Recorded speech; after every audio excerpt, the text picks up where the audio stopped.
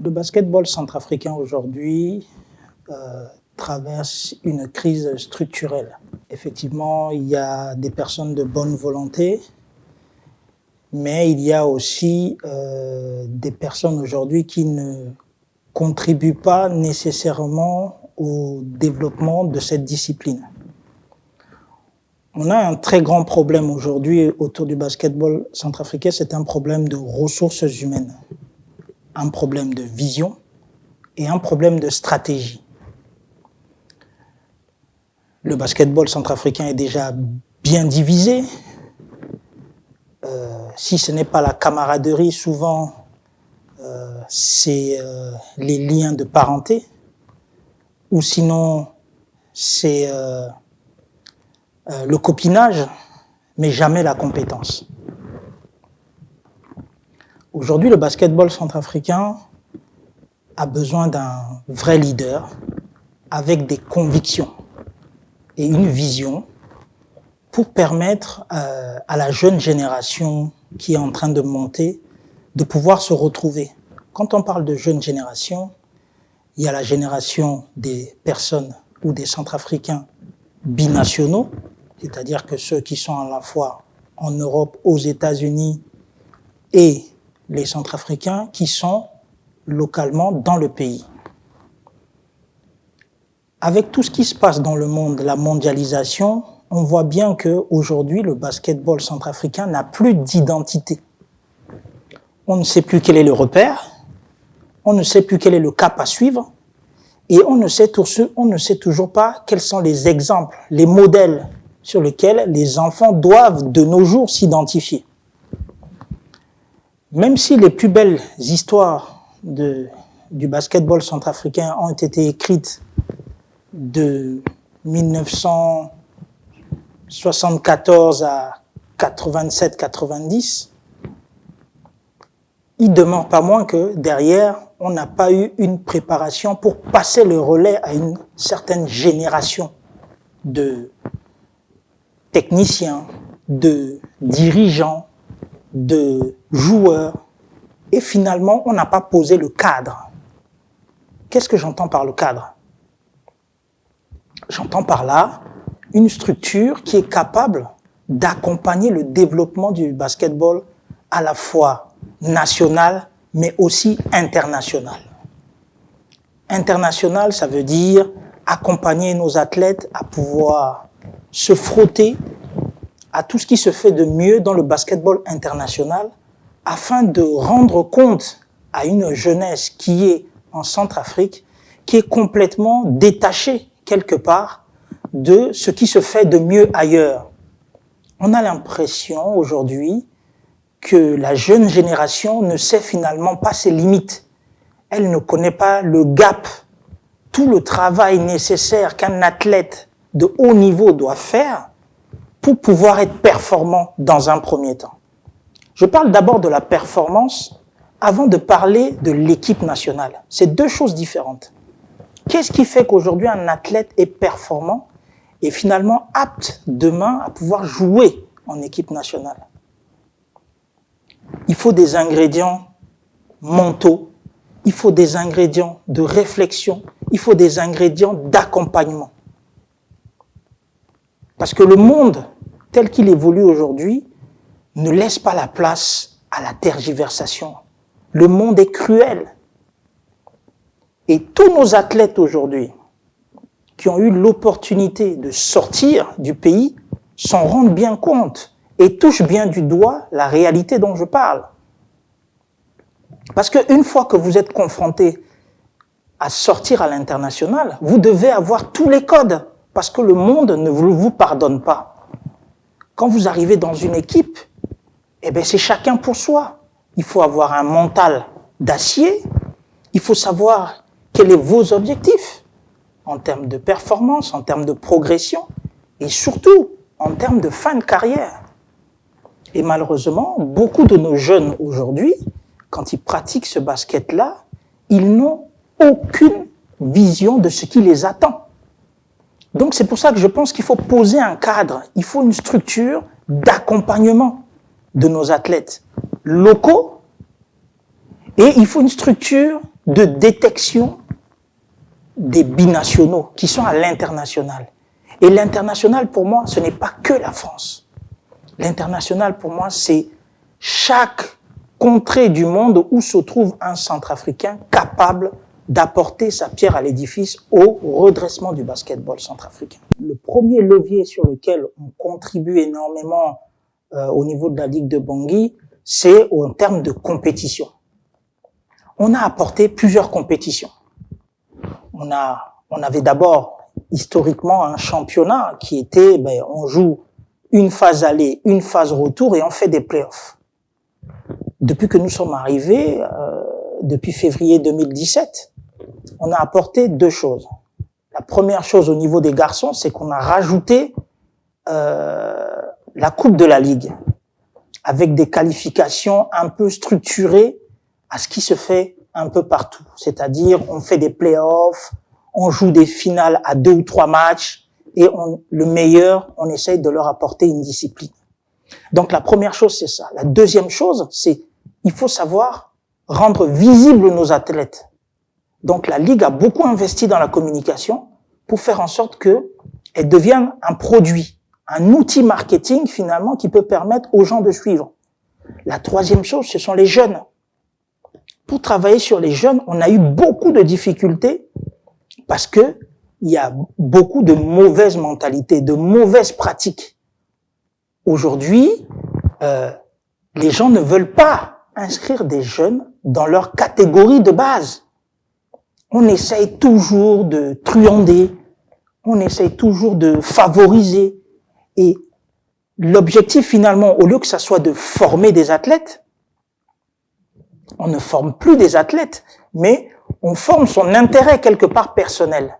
Donc du coup, l'athlète, quand il grandit, il pense qu'il a atteint un niveau de performance, mais en fait, ce niveau de performance, il est illusoire, il est utopique parce que finalement, ça ne reflète pas une certaine réalité.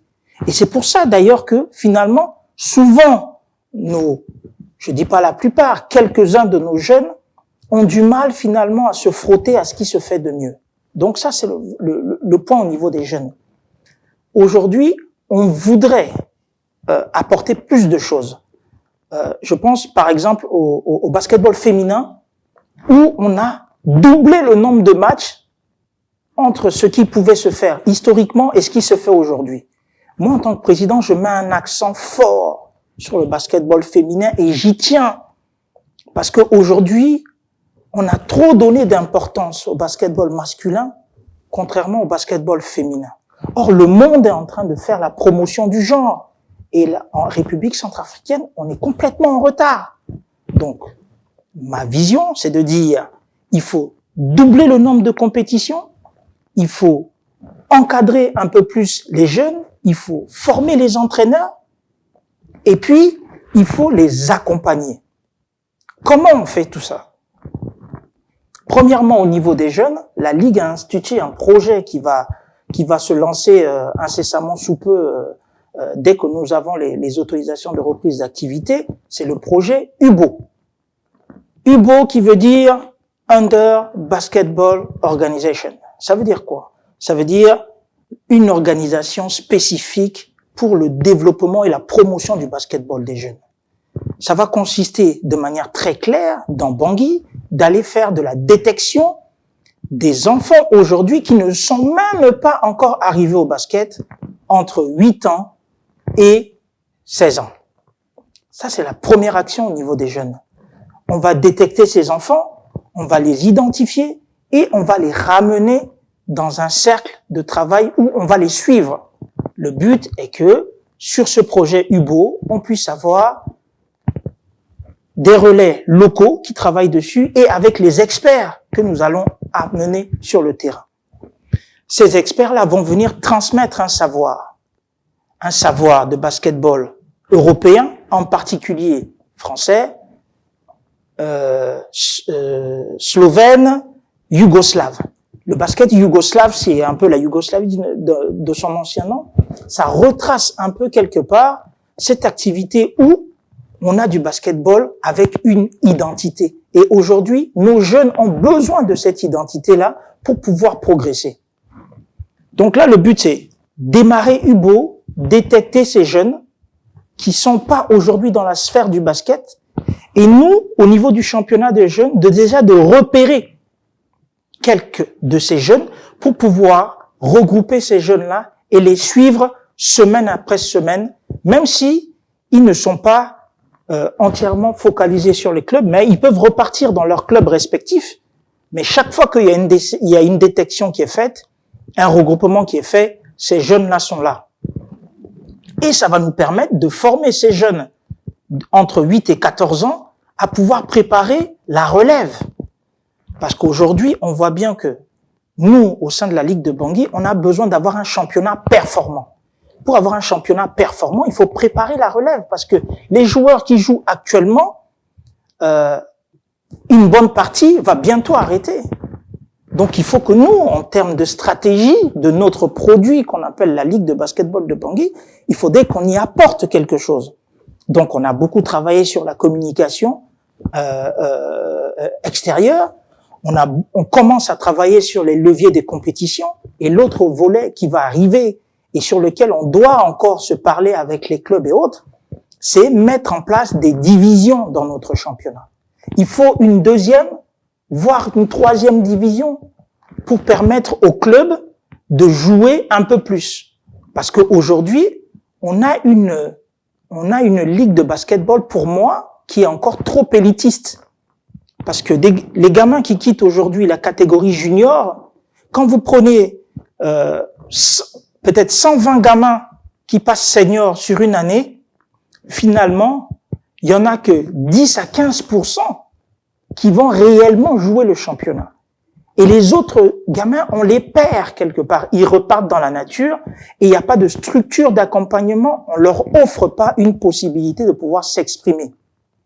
Donc, il est important, sur ce volet-là, de créer des divisions, deuxième division, troisième division, pour donner la possibilité à tous ces enfants de pouvoir jouer au basketball et de ne pas finalement les retrouver dans la rue, dans les bars ou autres activités finalement qui ne seraient pas sportives. Le troisième levier sur lequel nous, on doit travailler et pour avoir des partenaires, c'est de mettre en place une ligue corporate des entreprises. Parce qu'aujourd'hui, les entreprises qui sont censées appuyer le basket ne le font pas. Pour diverses raisons.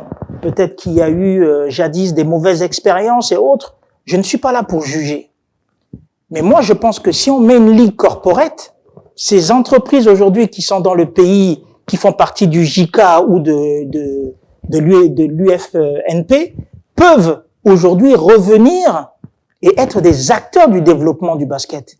Et ces acteurs, on en a besoin parce que aujourd'hui, si le basketball va aussi mal, c'est parce qu'on n'a pas des acteurs financiers qui viennent finalement appuyer le sport.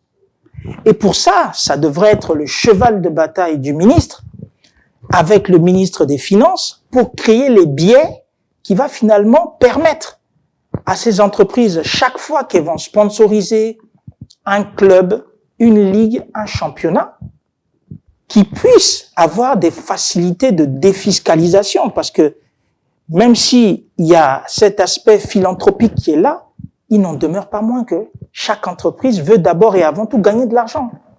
Et elle doit pouvoir se retrouver, et nous, la Ligue, nous sommes prêts à aller vers eux pour leur proposer un championnat corporate. Donc ça, c'est notre prochaine mission, un championnat corporate pour intéresser ces entreprises au basketball et finalement avoir quelque part leur attention sur tout ce que nous sommes en train de faire. Cela demande du temps, de l'investissement et surtout amener une vision à être comprise de tous. Parce que souvent, en Centrafrique, les gens pensent que tout est simple. Alors que quand on organise un championnat, c'est beaucoup d'argent. Et c'est de l'argent qu'on n'a pas. Les clubs, pour la plupart, sont en énorme difficulté. On a des clubs, par exemple, aujourd'hui dans notre championnat, qui sont pas structurés, qui n'ont pas une colonne vertébrale solide. On a des clubs, par exemple, qui n'ont jamais organisé d'assemblée générale. On a des clubs, par exemple, où la structure, c'est le président et le coach. Et on a des clubs qui sont aussi bien structurés, qui ont président, vice-président, secrétaire général, trésorier adjoint, et qui font des assemblées générales. Et ces clubs-là doivent être des modèles pour les autres, ils doivent être le moteur pour les autres. Et on doit aller dans ce sens. C'est pour ça que je dis aujourd'hui, notre basketball, la structure de notre basketball est fragile parce qu'on n'a pas tous ces ingrédients pour pouvoir fonctionner. Et normalement, quand on parle de la ligue de basket, il faut aussi penser à la fédération. Et on a l'impression qu'il y a une certaine division entre la ligue et la fédération, alors que vous devez travailler en symbiose pour pouvoir faire avancer les choses, surtout le basket. Nous, à la Ligue de basketball de Bangui, nous sommes un organe détaché de la fédération. D'accord ?